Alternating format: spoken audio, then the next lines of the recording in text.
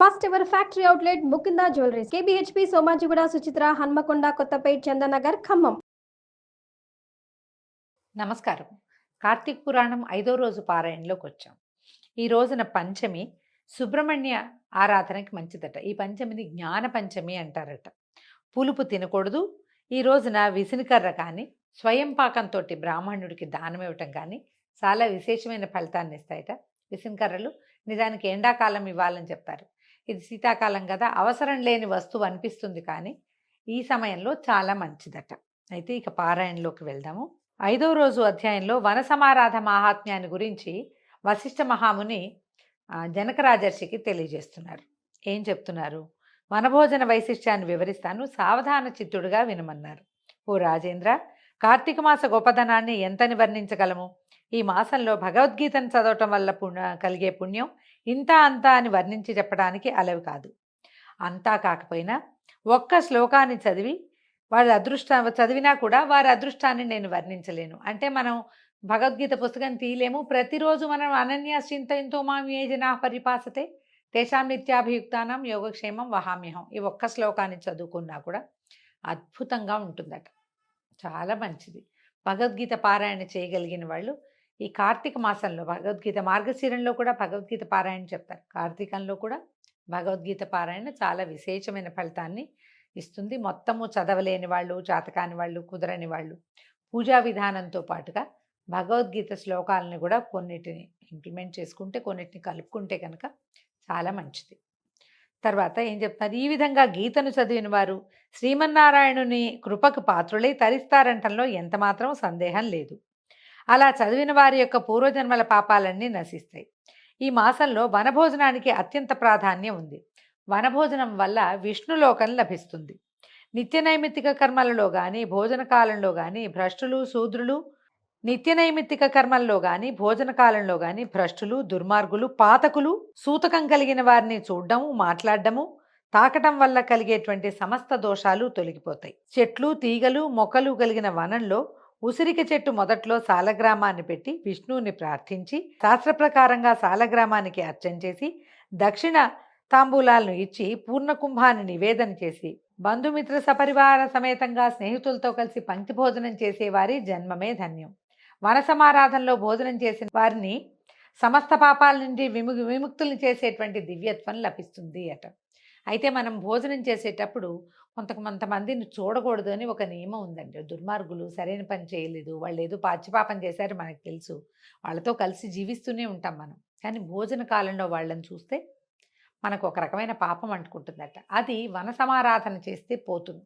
మర్రి, రావి, జువ్వి, మేడి, వేప, విసిరి ఇలాంటి చెట్లు ఉన్నటువంటి, దాంతోపాటు బావి కూడా ఉన్న వనాలలో భోజనం చేస్తే, వనాలలో అర్చన చేస్తే, వనాగమనమే చేయటం, ఆ వనాల్లోకి వెళ్తేనే ఈ రోజుల్లో మనకి సమస్తమైన పాపాలు తొలగి దీంతోపాటు ఆరోగ్యం కూడా సిద్ధిస్తుంది. చూడండి, చెట్ల నిండా బోల్డని చెట్లు, చెట్టు నిండా ఆకుపచ్చని ఆకులు, ఆ పచ్చదనం మధ్యలోకి మనం ప్రయాణిస్తే కార్తీక మాసాన్ని ఆరోగ్య మాసం అంటారు. ఎందుకే ఈ వనభోజనం ఓసారైనా చేయండి, దానివల్ల మీకు ఈ పాపాలన్నీ పోతాయని మనకు తెలియజేసి, అది పోగొట్టుకోవడం కోసం, మన స్నేహితుల్ని కలవడం కోసం మనం వెళ్ళినా కూడా మనకి రావాల్సిన ప్రయోజనం సిద్ధించే తీరుతుంది. అయితే ఏం చెప్తున్నారంటే ఒక కథ చెప్తున్నారట, ఎలాంటి దివ్యత్వాన్ని పొందగలమో చెప్పడానికి. పూర్వం ఒక బ్రాహ్మణుని కుమారుడు దురాచార సంపన్నుడైనందువల్ల తండ్రి చేత శపించబడ్డాడు. అయినా కార్తీక మహాత్మ్యాన్ని వినడం వల్ల పవిత్రుడై తరించాడు అన్నాడు వశిష్ఠుడు జనకుడితో. అప్పుడు జనక రాజర్షి అడిగారట, బ్రాహ్మణ బాలుడెవరు? అతను చేసిన దురాచారాలు ఏమిటి? తండ్రి అతన్ని ఏమని శపించాడు? ఆ బ్రాహ్మణ బాలుడు శాప విముక్తిని ఏ విధంగా పొందాడు? అవన్నీ వివరంగా చెప్పమని వశిష్ఠ మహర్షిని ప్రార్థించారు. పూర్వం కావేరీ నదీ తీరంలో దేవశర్మ అనే పేరు కలిగిన బ్రాహ్మణోత్తముడు ఒక ఆయన ఉండేవాడు. అతను దేవతారాధనలోనూ ధార్మిక కార్యక్రమాల్లోనూ శ్రద్ధాభక్తులు కలిగిన సదాచార సంపన్నుడు. ఆయనకి దేవదత్తుడు అనేటువంటి ఒక కుమారుడు ఉండేవాడు. కొంచెం గారాభం వల్ల కానీ అతనికి ఒక చిత్రమైన తత్వం ఉంది. నేను చాలా విజ్ఞానవేత్తనని భావించేవాడు. తనకు చాలా తెలుసు అనుకునేవాడు అనమాట. దాంతో విర్రవీగుతూ గర్వపడుతూ తండ్రి చేసేటువంటి ధర్మాచార పరాయణత్వంతో చేసే కార్యక్రమాలన్నింటినీ కూడా తిరస్కార భావంతో హేళన చేసేవాడు. ఏదో విధంగా కుమారుణ్ణి సన్మార్గంలో ప్రయాణింప చేయాలని ఆ పండితోత్తముడు ఎంతగా ఆరాటపడినా, ఎన్ని ప్రయత్నాలు చేసినా కూడా ఆ పండిత పుత్రుడు తండ్రికి లొంగలేదు. విపరీతంగా వాదించి తను చేయవలసినటువంటి నిత్య నైమిత్తిక కర్మలేవి చేసేవాడు కాదు. వాటన్నిటిని ప్రశ్నించేవాడు. ఇది విధానం అంటే ఎవరు పెట్టారు? నీకెవరు చెప్పారు? ఎందుకు చేయాలి? చేస్తే ఏమొస్తుంది? ఆ వచ్చిందేదో మనకి కనపడుతుందా? వితండవాదం అంటారు. ఆ వాదంతోటి అతనేది చేయవలసిన క్రియ కూడా చేసేవాడు కాదు. ఒకరోజు తండ్రి కుమారుని పిలిచి, అబ్బాయి నీ రాను రాను నీ ఆగడాలు శృతిమించిపోతున్నాయి. ఎవరు ఏ పని చేసినా వారిని వారు చేసిన పనిని కూడా నువ్వు విమర్శిస్తున్నావు. అందరితోటి తగాదా పడుతున్నావు, గొడవలకు దిగుతున్నావు. మనది ఎంత సదాచార కుటుంబము, పూజలు పునస్కారాలతో పునీతమైన కుటుంబం. మన ఇంటికి వచ్చిన వారిని సమాదరించడం మన ధర్మం కదా. ఇవన్నీ చేయకపోగా అవధులు తప్పి పాప పనులు చేస్తున్నావు. రాను రాను పతనమైపోతున్నావు. ఇక మీదటైనా వివేకవంతుడివై సన్మార్గంలో ప్రయాణిస్తూ భక్తి తత్పరతోటి మెలుగుతూ ఉండు. కుటుంబ గౌరవాన్ని నిలబెట్టమని తండ్రి గట్టిగా మందలించాడట. ఈ మందలింపు విన్న కుమారుడు తండ్రిని వెటకారంగా చూశాడు. మీరు లేనిపోని పనికిరాని ప్రయాసాలతో అయిన వారిని కాని వారిని నమ్ముకుంటున్నారు. భక్తి ఉత్సవాలు, సంతర్పణలు, సమారాధనలు అంటూ అనవసరమైన ఖర్చులు చేస్తున్నారు. మీకు ఇహలోకంలో సుఖభోగాలు, చెలిమి కలుములు, స్వేచ్ఛా విహారాలు ఏం తెలుస్తాయి, ఎలా తెలుస్తాయి అంటూ ఎగసక్కాలాడాడు. ఇప్పుడు అందరితో హాయిగా ఉండటం, సరదాగా గడపటం, టైం అంతా మనం ఈ ధర్మాచార పరాయణత్వంతో గడిపేస్తూ ఉండి ప్రతి వాళ్ళకి పూజలు, దానాలు, వ్రతాలు ఈ గోల్లోనే ఉంటే మీరు ఇప్పుడు సంతోషంగా ఎట్లా ఉంటారు అంటే తండ్రి పరం గురించి ఆలోచించమాడు. పరం మనం చూడం కాబట్టి దాని గురించి మనకు తెలీదు. చూసి వచ్చి చెప్పిన వాళ్ళు ఎవరు లేరు కదా. మీ తాత ఏమైనా వచ్చి చెప్పాడా? ఇలాంటి ప్రశ్నలు మనం ఇప్పుడు కూడా వింటాం. ఇలా మాట్లాడేసరికల్లా దాంతో ఈయన తండ్రి ఏమన్నారంటే, నువ్వు నన్ను ఏమైనా పర్వాలేదు నాయనా, 10 మందిలో మంచి పేరు తెచ్చుకునే పనులు చెయ్యి. పూజలు పునస్కారాలు పరజీవనాన్ని కాపాడుతాయి. ఇది పరం పవిత్రమైన కార్తీక మాసం. ఈ మాసంలో చేసే స్నాన సంధ్యాదులు, దీపారాధనలు, సమారాధనలు, సంతర్పణలు సమస్త పాపాలని పారద్రోలుతాయి. ఉత్తమ గతులను కూడా కలిగిస్తాయి. కనీసం ఈ 4 రోజులైనా నీతి నియమాలు పాటిస్తూ కార్యాలతోటి కాలాన్ని గడపమని ప్రబోధించాడట తండ్రి. అయితే నానా నువ్వెంతటి అమాయకుడివి, నెలల్లో కొన్ని మంచివి కొన్ని చెడ్డవి ఏమిటి? గుళ్ళో దీపాలు వెలిగిస్తే పుణ్యం వస్తుందేమో, కానీ అవే దీపాలు ఇంట్లో వెలిగించుకుంటే వెలుతురు వస్తుంది. ఇంటి నిండా వనభోజనాల పేరుతోటి అయిన వాళ్ళకి కాని వాళ్ళకి పెట్టడం కన్నా మన చుట్టాలకి, బంధువులకి, మిత్రులకి కనుక వండి వడ్డిస్తే వాళ్ళు తృప్తి పడతారు. అప్పుడు వాళ్ళు కూడా మనకి పెడతారు. ఈ అతిథి అభ్యాగతిని దారిపోయే వాళ్ళందరినీ ఆదరించాల్సిన అవసరం ఏముంది? దాని బదులు మన స్నేహితులకు పెడితే సరిపోతుంది. మన పట్ల మంచి మనసుతో ఉంటారని అనేక విధాలుగా దుర్భాషలాడాడు. ఈ కుమారుని మాటలు విన్నటువంటి తండ్రికి విపరీతమైన కోపం వచ్చింది. ఓరి మూర్ఖుడా, నేను చెప్పే మాటలు వినడం, ఆచరించడం లేకపోగా నన్నే ఎగతాళి చేస్తున్నావు. ఇకపై నువ్వు మానవునిగా ఉండడానికి పనికిరావు. కనుక నువ్వు మూషిగానివైపోయి ఏ చెట్టు త్వరలోనో కాలం గడుపుతూ ఉండవని శపించాడు. తండ్రి శాపవాకులు విన్న దేవదత్తుడు భయంతో వణికిపోతూ తండ్రి గారి పాదాల మీద పడిపోయాడు. నా అవివేకానికి ఇంత కఠిన శిక్ష విధించావేమిటి? నన్ను కనికరించు, నాకు శాప విమోచనాన్ని అనుగ్రహించు అంటూ తండ్రి కాళ్ళ వేళ్ళ పడ్డాడు. అయితే తండ్రి ఏం చెప్పాడంటే, నా శాపానికి తిరుగులేదు, తప్పక నువ్వు అనుభవించి తీరవలసిందే. ఇప్పటికైనా నువ్వు పశ్చాత్తాప పడుతున్నావు కాబట్టి శాప విమోచన సమయం చెప్తాను. ఎప్పుడు నువ్వు కార్తీక మాస మాహాత్మ్యాన్ని వింటావో ఆనాడే నీకు శాప విమోచనం అవుతుందని చెప్పాడు. ఈ శాప విమోచన విషయం వినగానే దేవదత్తుడు ఎలుగ్గా మారిపోయి కావేరీ నదీ తీరాలు కలిగినటువంటి గజారణ్యంలో ఒక మర్రి చెట్టు తొర్రలో నివసించడం మొదలుపెట్టాడు. ఇక్కడ మనకు ఒక అనుమానం ఏమొస్తుందంటే, వాళ్ళ ఇంట్లో కార్తీక మాస వ్రతం జరుగుతుంది కదా, అక్కడే ఉండి ఈ కార్తీక మాస వ్రతకథ విని శాపావసానం చేసుకోవచ్చు కదా అనిపిస్తుంది. అయితే ఎలుకలకి అంత బుద్ధి జ్ఞానం ఏమి ఉండవండి. కాలవశాత్తు అతనికి వినిపించవలసిందే. ఈ ఎలుక ఎప్పుడైతే ఎలుకగా మారిపోయిందో, ఎలుక అవగానే ఎలుకకి వెంటనే ఏమిటి, ప్రాణరక్షణ. ఎక్కడైనా చీకట్లో లోతుగా ఉన్న దాంట్లో ఉండడం, దానికోసం నేను పరిగెత్తుకుంటూ వెళ్ళిపోయింది. ఏదో కాలవశాత్తు వినిపించాల్సిందే ఆ కార్తీక పురాణం. ఏదో ఎక్కడికో పారిపోయి చివరికి భయంతో పరిగెడతాయి ఎలుకలు. మనం కూడా ఏవైనా తప్పులు చేస్తే ఎలుకలుగానే పుడతామంటండి. ఇలాంటివి కథలు చాలా ఉన్నాయి. ఈసారి ఇంకొకసారి మనం మాట్లాడేటప్పుడు కథలు, ఆ ఎలుకగా మారిన కథలు చెప్పుకుందాం. మనం కూడా పచ్చిపాపాలు చేసిన వాళ్ళు, తల్లిదండ్రుల్ని ధిక్కరించిన వాళ్ళు, చేయవలసిన విధి విధానాన్ని ఆచరించని వాళ్ళు, కుటుంబంలో ఉండే విధానాలని మానేసి కొత్తవేవో అంటే ఈ కాలంలో పుట్టినవి పై దేశాలవి ఏమైనా ఆచరించే వాళ్ళందరికీ కూడా వచ్చే జన్మలు బ్యాండికూట్స్గా పుడతారు, పందికొక్కులుగా పుడతారు. వాళ్ళు అట్లా చీకటి తొర్రల్లో బతుకుతారు అని చెప్తారు. ఇతను ఈ చీకటిని వెతుక్కుంటూ ఎక్కడికో వెళ్ళి చివరికి కావేరీ నదీ తీరంలో ఉన్న గజారణ్యంలోకి ప్రవేశించి ఒక మర్రి చెట్టు తొర్రలో ఉండటం మొదలుపెట్టాడు. కొంతకాలం గడిచినాక విశ్వామిత్ర మహర్షి శిష్య సమేతుడై వనభోజనం కోసం గజారణ్యానికి వచ్చాడట. కార్తీక మాస స్నానం చేసి కావేరీ నదిలో ఆ చెట్టు కింద ఒక చెట్టు కింద శ్రీమన్నారాయణ్ణి ఆరాధించి తన శిష్యులకు కార్తీక పురాణం వినిపిస్తున్నాడు. ఈ మర్రి చెట్టు ఎక్కడుందో దానికి సమీపంలోనే ఒక విసిరి చెట్టు ఉంది.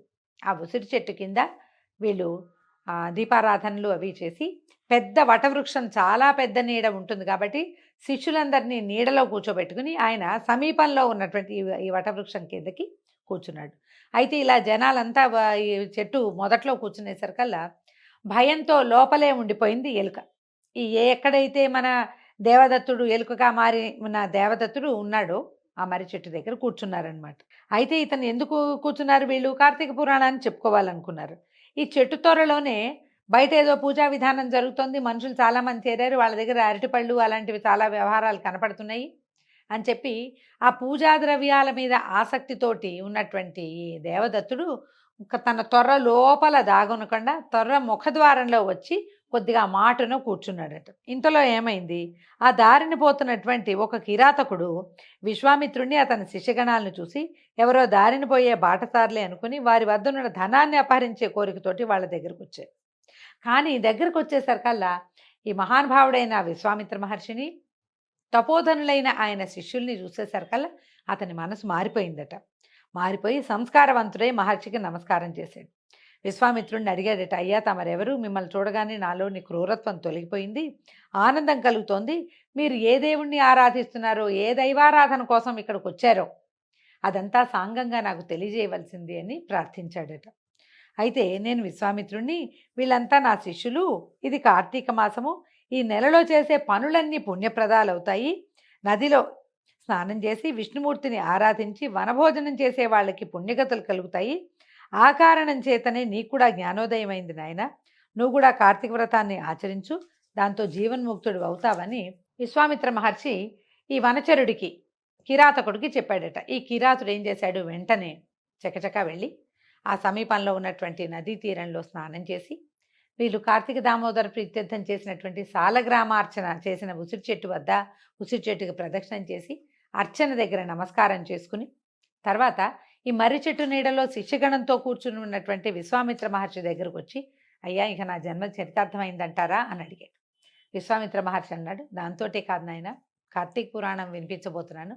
ఈ పురాణాన్ని కనుక నువ్వు సాంగంగా విన్నావా, నీకు పూర్తిగా సద్గతులు కలుగుతాయి, నీ పితృపితామహులు కూడా తరిస్తారు నాయన, నీకు కూడా ఈ జీవితం అత్యద్భుతంగా సాగుతుంది, మరణానంతరము నీకు ఉత్తమ గతులు కలుగుతాయని చెప్పి ఆ కిరాతుణ్ణి కూడా తమ దగ్గరలో కూర్చోబెట్టుకుని కార్తీక పురాణాన్ని చెప్పడం మొదలుపెట్టాడు. విశ్వామిత్రుడి ద్వారా ఈ కార్తీక పురాణాన్ని సాంగంగా మధ్యాహ్నం నుంచి సాయంకాలం చీకటి పడే వరకు విన్నారు వీళ్ళు. కార్తీక మాసము, వనభోజన విధానము, దీపారాధన ఫలితము, దీపదాన ఫలితము, తీర్థస్నానాదులు, తీర్థాటనలు ఎట్లాంటి ఫలితం లభిస్తాయో ఈ కార్తీక పురాణంలో చెప్పినటువంటి అనేక రకాల పుణ్యగాథల్ని విన్నటువంటి ఈ ఎలుక రూపంలో ఉన్న బ్రాహ్మణ బాలుడు సాయంకాలం అయ్యేసరికి బ్రాహ్మణ బాలుడు దేవదత్తుడిగా మారిపోయాడు.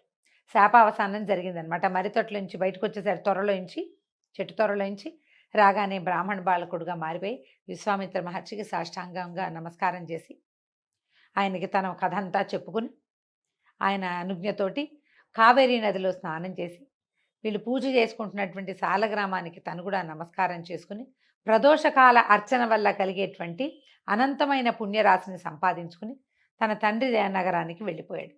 కిరాతుడు కూడా ఉదయకాలంలో స్నానం చేశాడు మధ్యాహ్నం వేళ, సాయంకాలం మళ్ళీ నదీ స్నానం చేసి విశ్వామిత్ర మహర్షి మరియు శిష్యగణంతో కలిసి ప్రదోషకాలార్చనని కూడా పూర్తి చేసుకుని విశ్వామిత్ర మహర్షికి వేవేల కృతజ్ఞతలు చెప్పి జన్మాంతము కార్తీక వ్రతాన్ని ఆచరిస్తూ కిరాత జన్మ నుంచి విముక్తుడై పుణ్యలోకాలు పొందాడట.